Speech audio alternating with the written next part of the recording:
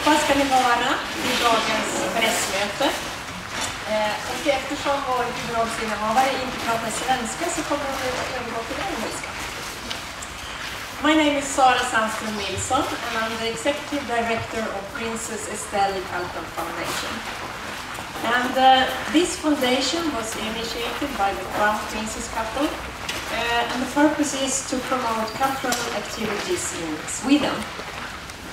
Our initial focus is to establish a permanent sculpture park at Royal Djurgården.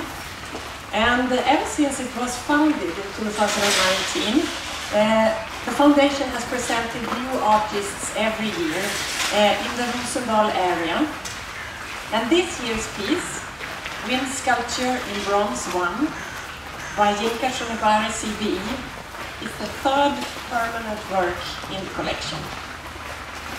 And we will first talk about this magnificent piece, and after this I will say a few words about this year's extensive programs of events and activities, which will be arranged in collaboration with 13 amazing institutions. So now, ladies and gentlemen, it's my honor to present to you Yinka Shonibare CBE, Commander of the Most Excellent Order of the British Empire and a member of the Royal Academy of Arts in London. These are just two of many prestigious decorations and awards you have received over the years. And Yinka is represented in several of the most important art collections and has participated in international exhibitions at leading museums worldwide. But we all know that you, many of you are very well acquainted with Yinka's work. And some of you met Yinka already in 2004, when you spent 6 months in Stockholm on a Jaspis scholarship.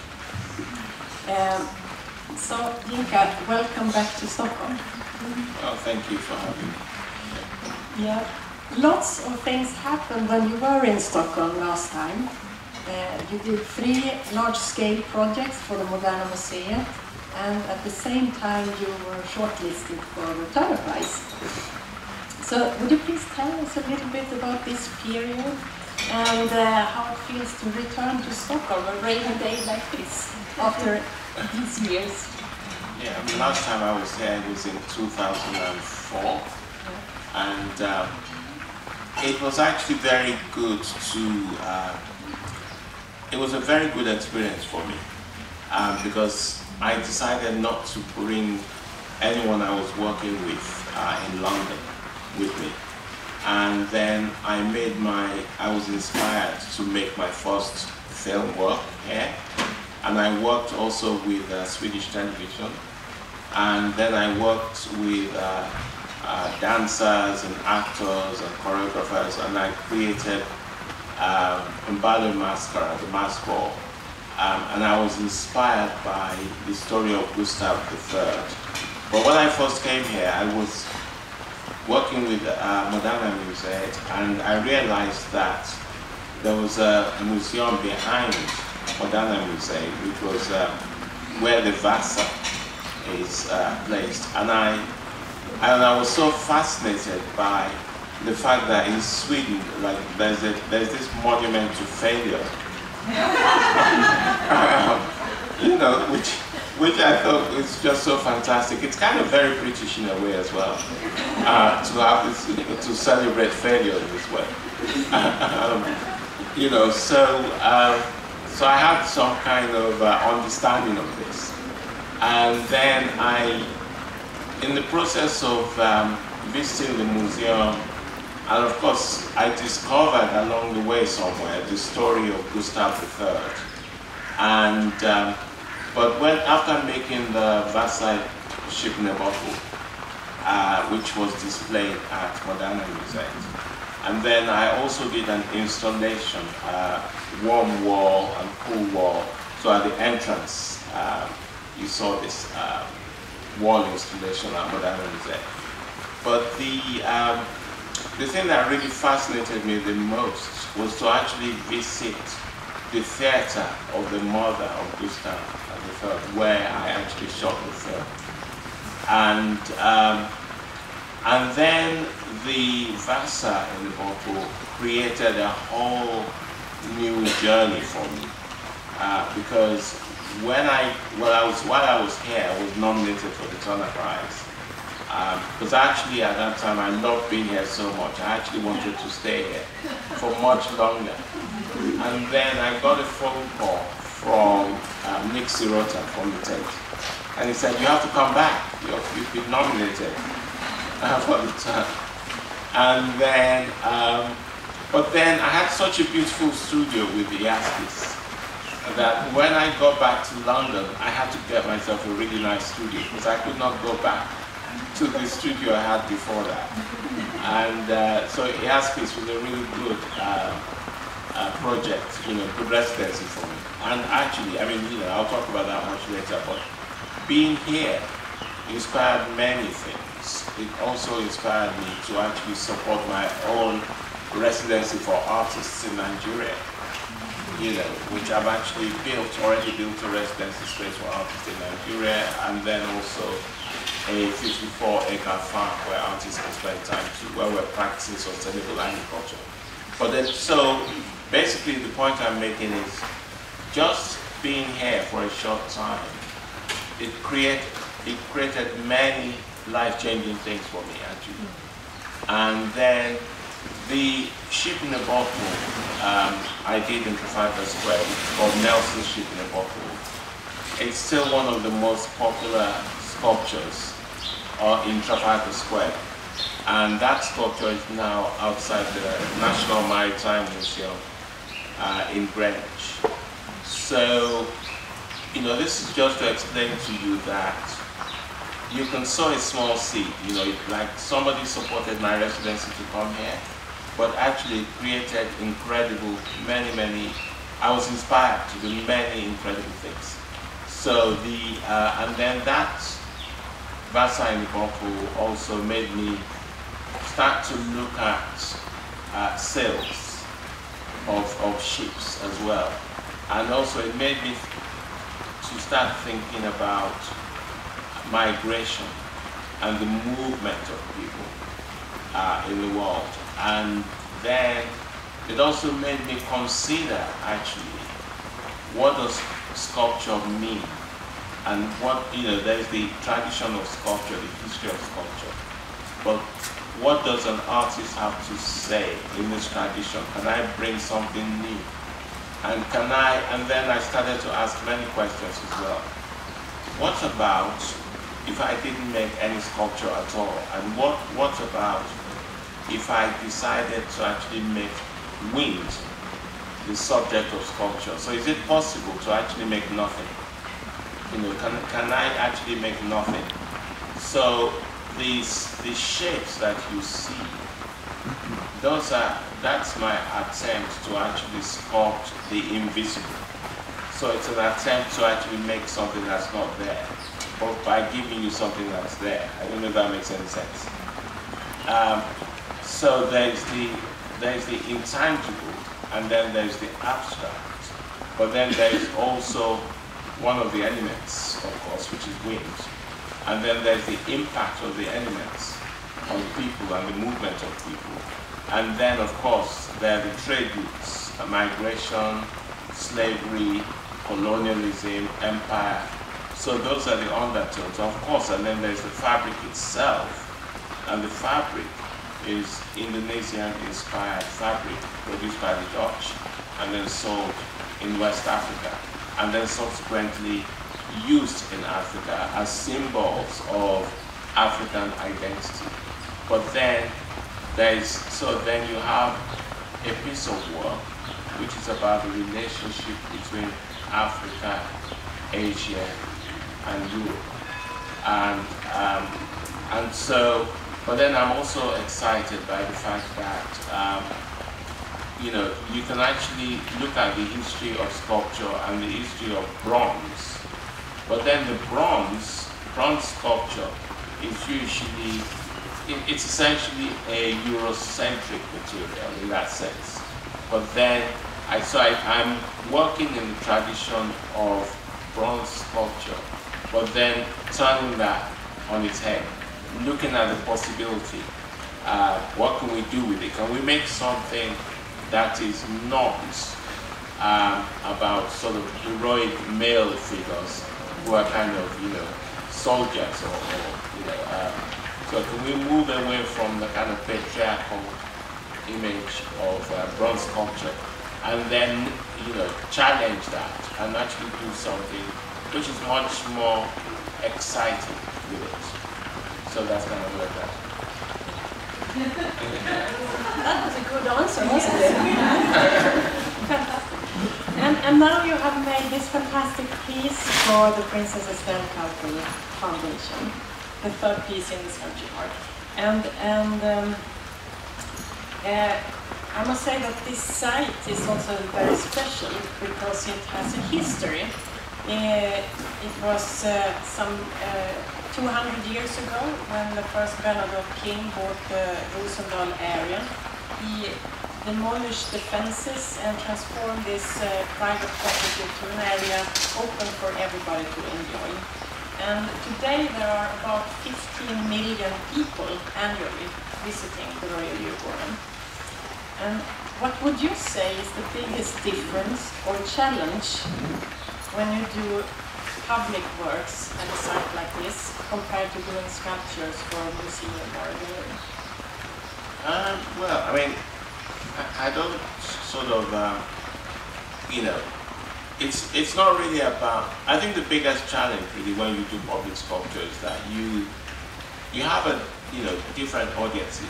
There are people who know a lot about art, who know a lot about the history of art. And there are people who don't know so much about art or the history of art. But when you put work in the public, like in the public space, you want to, I'm very interested in work which is accessible and work that can actually speak to different levels of people. The people who are very used to artworks and people who are not used to artworks.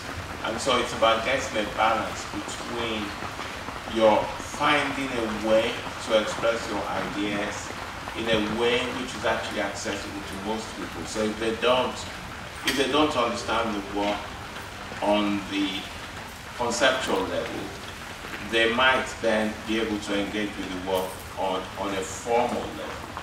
So it's, for me, the most important challenge is to explore complex, contradictory notions in a very simple way, so that simplicity itself becomes complexity, not complexity then doesn't have to be expressed in a complex way, if that makes any sense. So to me that's the biggest challenge. Yeah. When I was in London in December last year and visited your studio, you were in the process of finding the right color for this specific piece. And do you know what exactly made you choose these purple colors? Well, I mean, purple actually, as it happens, when I was young, not anymore, but it's my favorite color. Yeah. But then also, I thought that purple, because this work is going to be there for a long time, and it's a color that I thought it would be kind of subtle as well. It's a subtle color.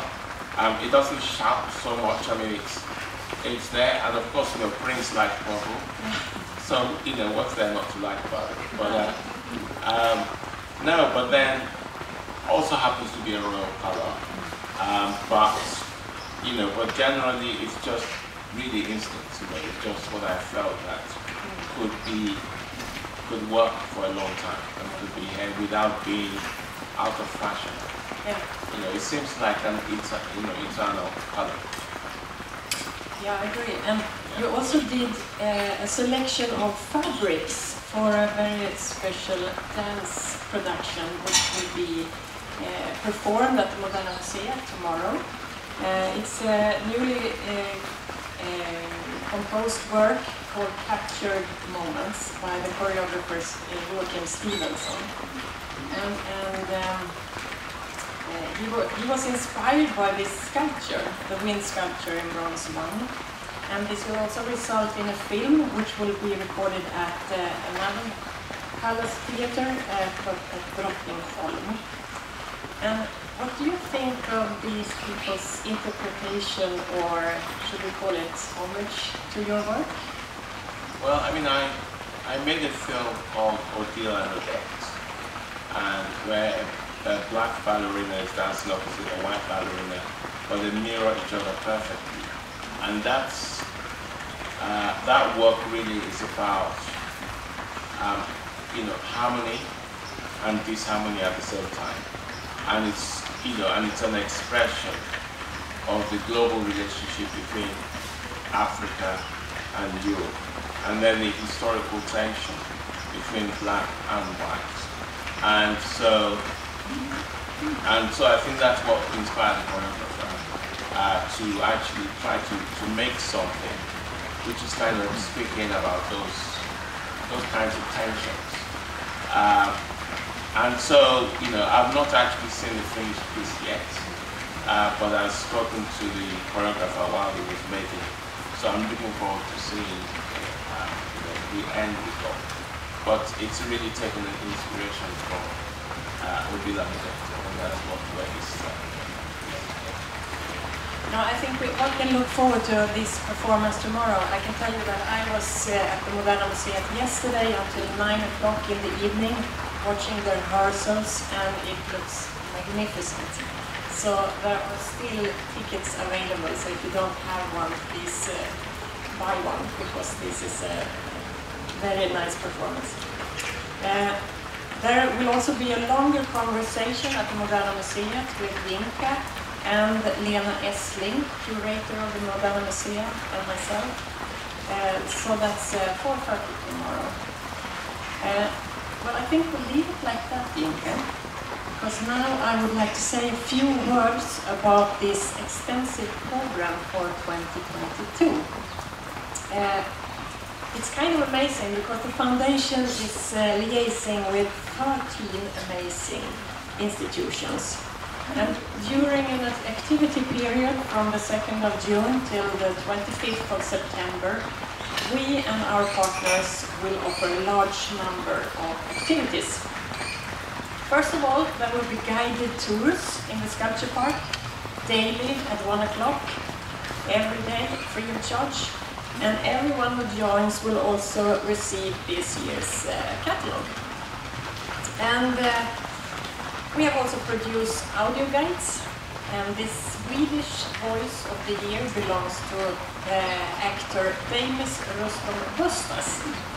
And Damis will also host this year's inauguration ceremony, and Prince Daniel will inaugurate the piece at 1 p.m. on Thursday. And both the British and Nigerian ambassador to Sweden will speak at the ceremony, and Yinka and myself.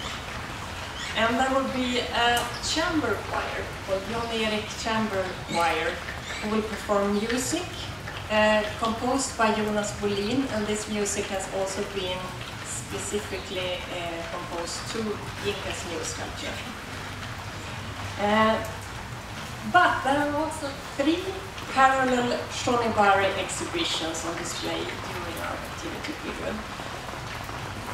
Moderna Museet will exhibit the Vasa ship. Liljevalchs, Isak is here, will show Yinka's 3 film works. And there are 3 works by Shonibare at Magazine 3 during the summer. And there are also several art learning programs which have been developed. For instance, the Museum of Ethnography are offering a textile workshop titled Catch the Wind. And they will also arrange a seminar in August. And an interactive audio guide for teenagers and a digital workshop called Which Type of Fabric Are You? Has been designed by graduating students from the University of Arts, Craft and Design, Konstfack. And the National Museum of Science and Technology offer families 2 different creative workshops where they combine mathematics and techniques for pattern design, inspired by your families. And we also have a major symposium to look forward to at Nationalmuseum, and Susanna is here today. Lectures and panel discussions with representatives from Museum of Ethnography, Stockholm School of Economics, Moderna Museet and Magazine Fri will participate. And the film captured moments will also be shown at this event. And finally, Yinka Shonibare will also make a permanent installation in a classroom at the Stockholm School of Economics. And in addition, a Shonibare scholarship is established, which means that the students will be able to apply for spending 1 month at the Yinka Shonibare Foundation residence in Lagos or in Yebu in Nigeria. Exciting. You have to tell us more about this and your foundation, because this is huge. So there are lots of interesting projects going on, as you hear, and we want, of course, to express our gratitude to our licensing partners, including the Royal Djurgården administration, who's developing the whole sculpture project together with us. We are, of course, most grateful to you, Yinka, and your team and your gallery for a fantastic sculpture, but also for doing everything else. Since I have heard that a meeting without something to eat or drink should be an email, we are also happy that we are collaborating with Rosendal Garden and Victoria. Thank you so much. Maybe you want to say something about this specific cake that we are having. I've heard it's a Yinka cake, isn't it so? Well, it's just saying quickly that we're so happy to have just happening to be also in the middle of this emerging sculpture park. It's so fantastic that we will see this emerging, and then this year we are bringing a lot of things people to pass on to see the sculpture, and also things to think about when it comes to gardens and so on. But for today, the bakers have made, they knew that there was a lot of purple going on. She went to pull in purple everything in the garden here. So this is a sign of today. And the bakers were trying to figure out how do you make a purple cake, or do you make it using natural ingredients, and it ended up with sweet potato X cake with a steak. So it's you're the first one to get to taste it afterwards. Yeah. But so thank you so much for Wonderful. Thank you so much for that, Victoria. And the program for today now, I mean, we hadn't really calculated with this rain, but we think that it would be quite nice to have a walk after this fantastic cake and coffee, and then go to the sculpture and take a look at it. And if you have any more questions for me or for Yinka, we will be here for, what do you say, Joanna? Yeah, we can have the first group now, maybe because you have a busy schedule with you. Yes. So how we can show you to the sculpture, and then we will go in the second group. All right. Sounds like a good plan. So thank you, everybody, and big hand for Yinka Shonibare.